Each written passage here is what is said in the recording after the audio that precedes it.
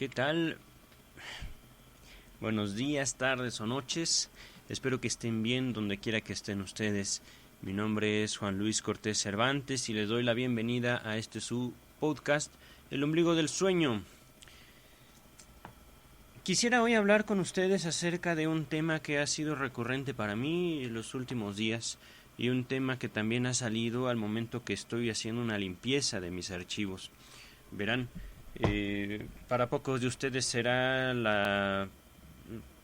nueva la noticia de mi libro, Sexualidad Infantil y Crimen, Psicoanálisis del Estado, volumen 1, pero al hacer, digamos, la investigación, al hacer la conjunción de mis escritos alrededor del Estado, por supuesto que tuve que hacer una selección de aquellos y dejar relegados un conjunto de escritos, notas, cuadernos que he tomado a lo largo de varios años de ejercer y por supuesto para practicar, estudiar el psicoanálisis y en general al ser humano.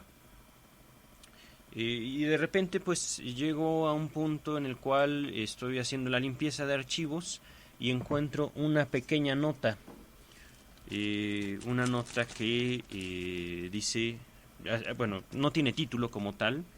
Yo creo que la nota en general contendrá unas 20, 30 palabras tal vez, que ahorita yo quisiera compartir con ustedes. Es un tema delicado, como la mayor parte de los temas que he abordado en este espacio, y un tema que tiene muchísimas, pero muchísimas connotaciones, ¿no? Sociales, personales. La nota que encontré dentro de mis archivos, y es una nota que yo creo que voy a conservar para la historia, tal vez la enmarque, dice así literalmente: salud mental, flechita a la derecha, suicidio.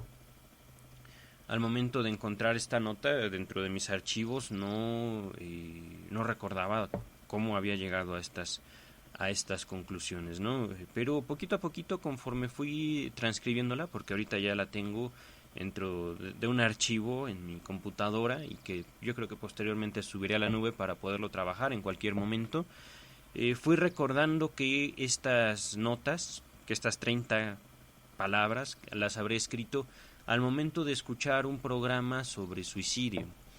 Por supuesto, un tema que despertaba mucha indignación, mucha pena en el comentarista, quien por supuesto asociaba el suicidio como un problema de salud mental, ¿no? Y el programa, que ahorita no recuerdo cuál era, pero como ustedes podrán entender, no estoy tampoco cometiendo ningún atropello cuando hago esta relación, ¿no? No solo muchos profesionales de la salud, médicos, psicólogos, psiquiatras, hacen esta relación entre la salud mental y el suicidio, como tratando de transmitirnos el valor que tiene, digamos, el concepto de salud mental para nosotros procurar nuestra propia vida, ¿no? Y entonces, conforme yo iba haciendo la transcripción de esta nota a un archivo, literalmente de Word, que le he puesto por título Transcripción de notas en hojas independientes, fui haciendo como la explicación, ¿no? Lo que me venía a la memoria de esta nota. Por supuesto, eso es lo que quisiera compartir, digamos, no solo el contenido de la nota que encontré dentro de mis archivos, sino también el desarrollo que hice al respecto de esta nota y este tema en particular, un tema en verdad tan delicado. Aquí, al momento de transcribir salud mental, suicidio, también un poquito abajo, un renglón abajo, pongo la palabra aprender, ¿no? Que quiere decir que el investigador, quien estaba a cargo de aquel curso sobre salud mental, hacía el énfasis del valor del aprendizaje para combatir este problema de salud mental, ¿no? Un problema global que podríamos considerarlo, el suicidio. Y aquí es donde empieza, digamos, el desarrollo de mi comentario a mi propia nota, no sé si me explico. Voy a leerles y comentarles mi comentario. Entonces, Con esta relación, estas palabras, son solo cuatro palabras: salud mental, suicidio, aprender. Quiero señalar con esto la relación entre el concepto de salud mental y el fenómeno del suicidio. Ajá. Es decir, como les venía comentando, no es descabellado pensar quien se suicida es porque padece un problema de salud mental. Ajá. Y así fue como lo transmitieron en aquel espacio, ¿no? Al cual fui invitado, o al cual me invité, no recuerdo en este momento. Esta nota que encontré en mis archivos no tiene una fecha. Pero vaya, no es descabellado esa frase. Quien tiende al suicidio tiene un problema de salud mental, ¿no?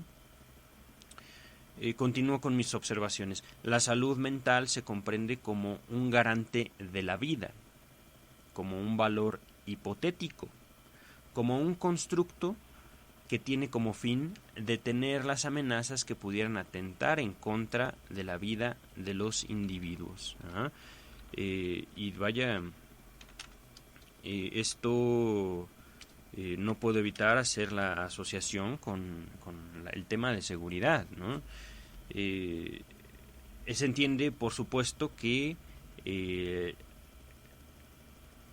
en base al concepto de salud mental se identifican, digámoslo así, las enfermedades que se pudieran tener en algún momento dado, aunque no queda claro qué es una enfermedad en este momento. Simplemente apelando a las palabras salud mental, se entiende que hay algo dentro de nosotros, que es la mente, que puede enfermar. Y como puede enfermar, podemos morir por esa enfermedad.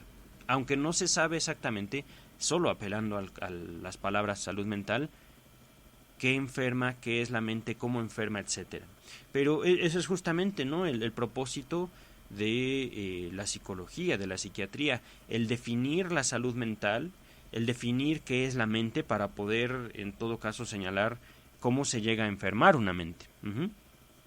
Pero esto ya lo he hecho, digamos, aumentando el comentario que había hecho yo, ¿no?, como la explicación que yo me hacía sobre esta nota que encontré.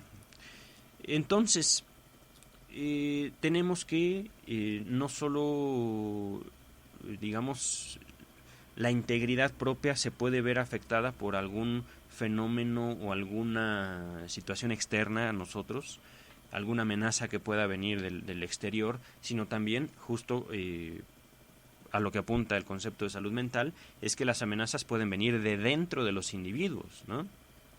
Entonces, por el concepto de salud mental podemos señalar un obstáculo para esa salud, esa anhelada salud, lo que ocurre dentro de los individuos, ¿no?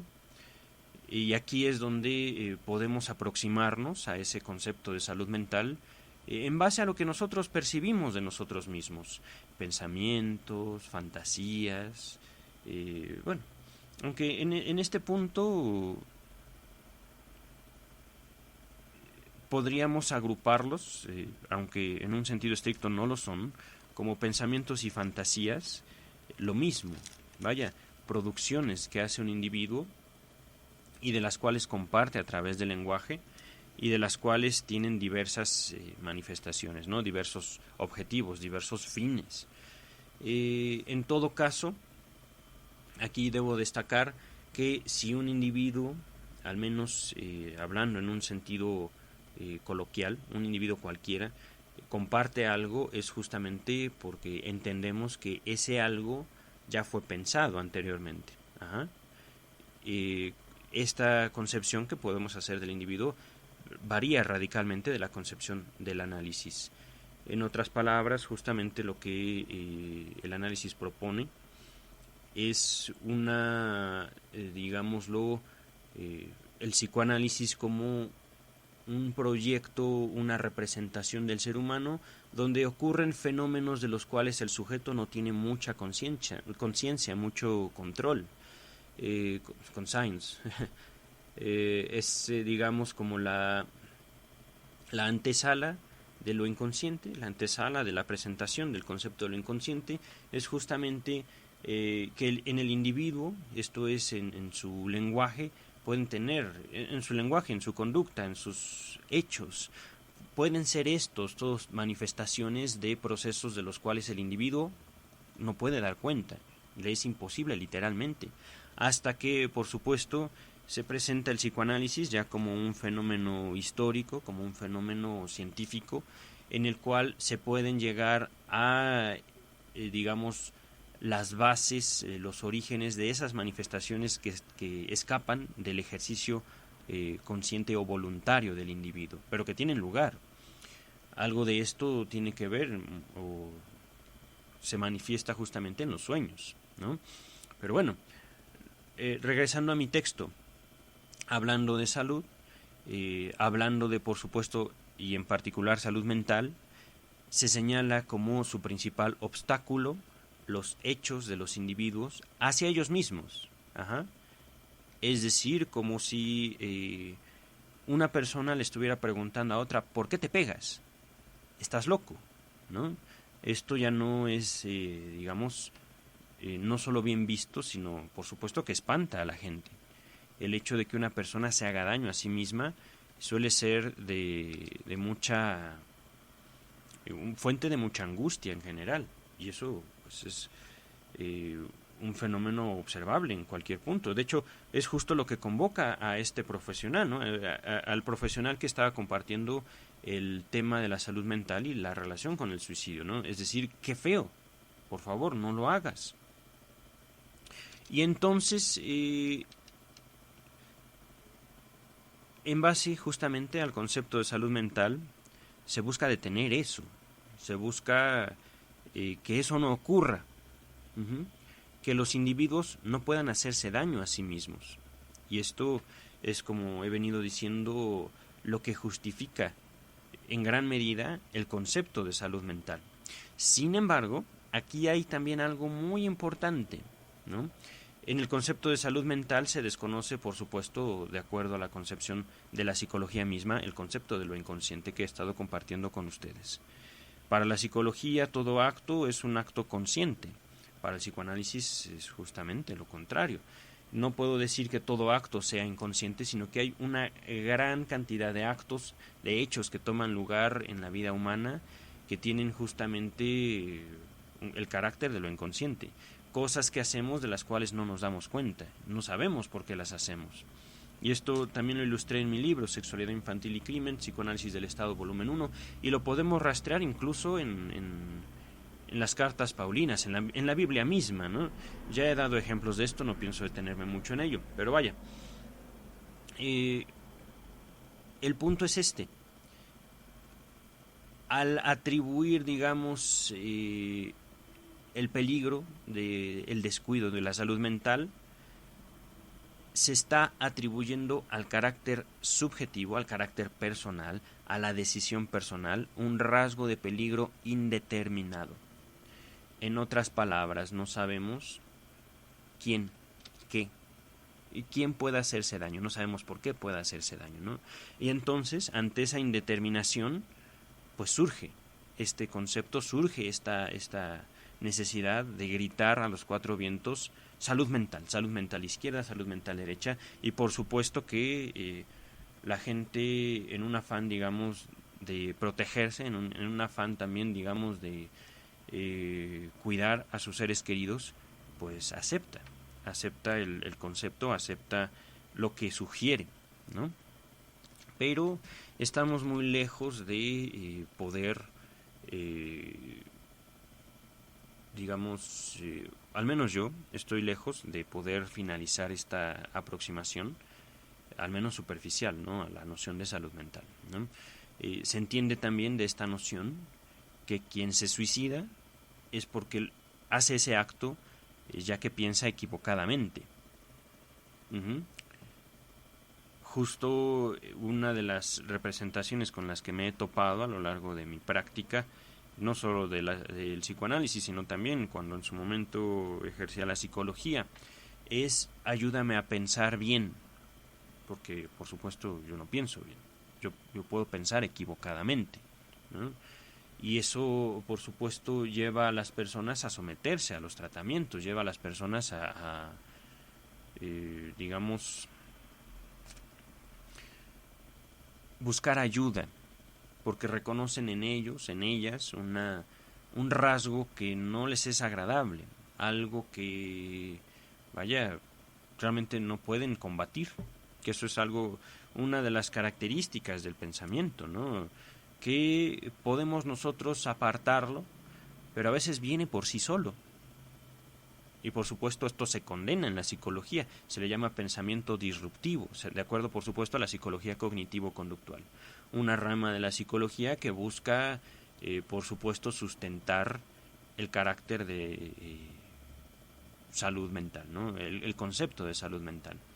Que recordemos, aquí es donde quisiera hacer un paréntesis, un breve paréntesis histórico. El concepto de salud mental nace de la psiquiatría y es acogido urgentemente por la psicología, que no tiene un carácter definido. Aquí debo señalar que la psicología no es psicoanálisis e inversamente, el psicoanálisis no es psicología, y esto desde una concepción académica de los dos, ¿no? Ahorita hablaremos de uno y del otro. Entonces, el paciente que acude a un tratamiento psicológico va porque reconoce en él o en ella algo que le espanta y algo que dice: ayúdeme por favor, porque mire, yo aparto de mi pensamiento esto, pero mi pensamiento vuelve sobre, por ejemplo, el tema del suicidio, porque tengo miedo, porque no quiero morir. Ok. Y aquí es donde vienen las diferencias, ¿no? Por supuesto, los psicólogos, los psiquiatras, personal, digamos, proveniente de la academia, reconoce en esta situación un tema, pues, digno de recibir atención. Pero para ello, por supuesto, se proponen técnicas, se proponen, digamos, alternativas estandarizadas, se proponen, ¿cómo decirlo?, objetivos específicos, digámoslo así, ¿no? Si una persona tiene deseos de morir, el objetivo del tratamiento es que la persona no tenga deseos de morir. Ahorita lo vamos a dejar así, este planteamiento lo iré desglosando conforme avance el podcast, ¿no? Y por supuesto, es algo destacable, ¿no? Es ahí donde la psicología, la psiquiatría adquiere un carácter valioso frente a la sociedad. Es ahí donde justo es necesario unir fuerzas, ¿no? Con el afán de buscar brindarle a las personas, digamos, la mejor calidad de vida posible. Sin embargo, aquí es donde se destaca el psicoanálisis, no como una forma, digámoslo, de procurar un fin objetivo, no un fin específico, más bien el camino para llegar a ese fin, y cómo coloca al sujeto, digámoslo, sufriente, al sujeto que está pasando por un muy mal momento de su vida frente a ese objetivo. Ajá. Les hablaba, por ejemplo, de los caracteres de los tratamientos estandarizados. ¿A qué me refiero con esto? Un mismo tratamiento para un mismo problema para todos los sujetos posibles. Si abordáramos el carácter del tratamiento estándar, del tratamiento generalizable desde la medicina, podríamos decir, por ejemplo, los individuos pueden enfermar de gripe, y si tienes gripe puedes tomar esto, para que, por supuesto, los síntomas desaparezcan, y entonces ya no tendrás gripe. Y eso también se busca replicar en los tratamientos psicológicos, específicamente en los tratamientos cognitivos conductuales, algo que se llama comúnmente la psicoeducación, ¿no? Es decir, si alguien llega con un psicólogo cognitivo-conductual, por supuesto, y esto por poner un ejemplo, ¿no? Psicólogos hay de todas formas y de todos de todas las escuelas posibles. Psicólogos coach, por ejemplo. Pero bueno, vamos a continuar. Si alguien llega y le dice a un psicólogo o a una psicóloga, tengo deseos de morir, por supuesto entra de la categoría de que el problema principal es el suicidio, ¿no? Y se buscan aplicar las técnicas indicadas para que esa persona ya no desee suicidarse, o mejor dicho, para que esa persona no diga que desea suicidarse, que es distinto. Aquí es justamente donde nos colocamos en un papel distinto, ¿no? Si bien podemos señalar también desde el psicoanálisis que el suicidio es un problema humano, esto es lo importante, son las concepciones de la humanidad lo que son radicalmente distintas desde la psicología y desde el psicoanálisis. Se trata en todo caso, y esto es también como muy notable, de la relación que establece el sujeto consigo mismo a través de algo que sí podríamos aquí, digamos, señalar como un deseo. La manifestación que se presenta en un análisis a través de la palabra, un deseo que afecta al individuo de maneras diversas, ¿no? Un deseo que puede ser reprimido, un deseo que puede ser, con esto de represión, con esto de reprimido, me refiero a fuertemente peleado del sujeto contra sí mismo, ¿no? Hablando de la represión, por supuesto que se extiende a básicamente todas las manifestaciones humanas. Algo que yo había dicho anteriormente en estos podcasts, y algo que podría sonar hasta tonto, la represión de tomar, la represión del deseo de tomarse un helado, de comerse un helado, ¿no? Que podríamos decir, nadie en su sano juicio se negaría a un helado. ¿Por qué? ¿Qué importa un helado? Simplemente te lo comes, lo disfrutas y ya. Y lo cierto es que no. La enorme variedad, digamos, de detalles, de manifestaciones de la relación del individuo consigo mismo es infinita en verdad, ¿no? Hablando de comer un helado, podríamos decir, no tiene absolutamente nada de malo, pero eso es para nosotros. Ajá. Hay personas en este mundo, y hablo por supuesto con justo conocimiento de causa, que para ellos comer un helado puede ser la peor afrenta que ellos pueden cometer en un momento dado de su vida, ¿no? Hablando, digamos, de las infinitas variedades de represiones que existen en la humanidad, ¿no? Entonces, justamente por todo esto se puede explicar el espanto que puede provocar el tema del suicidio, el tema, digamos, de esta relación que establece el sujeto consigo mismo. Pero aquí es donde también podemos y es necesario hacer una distinción. Todos y cada uno de nosotros, incluidos por supuesto los psicoanalistas, tenemos una relación con la muerte. Esto es inevitable, esto forma parte también de la vida, ¿no? Incluso esta relación que tenemos con la muerte es justamente una de las bases más importantes para la creación, el sostenimiento del pensamiento religioso. Y aquí es donde también es importante destacar la religión, el psicoanálisis no puede bajo ningún concepto pelearse con ninguna religión, absolutamente con ninguna, cosa que sí hacen muchos psicólogos. Ajá.